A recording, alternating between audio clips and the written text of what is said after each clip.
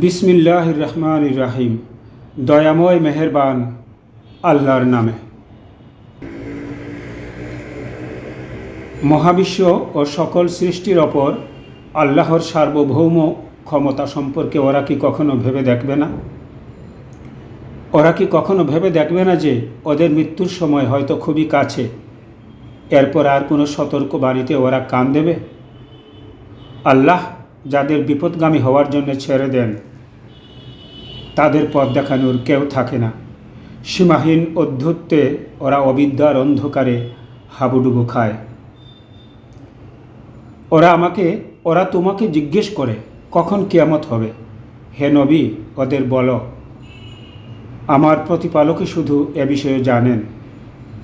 তিনি যথাসময়েই তা প্রকাশ করবেন। মহাকাশ ও পৃথিবীর জন্যে এ হবে এক ভয়ঙ্কর ঘটনা। হঠাৎ করেই তোমরা এর মুখোমুখি হবে।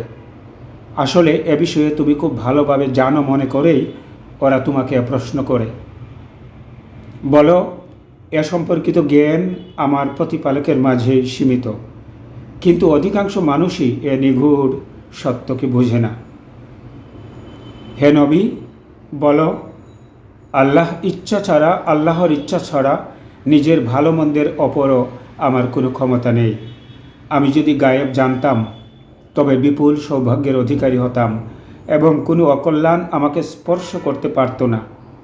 আমি তো বিশ্বাসীদের জন্য একজন সতর্ককারী ও সুসংবাদদাতা মাত্র। সূরা আরাফ আয়াত 185 থেকে 188।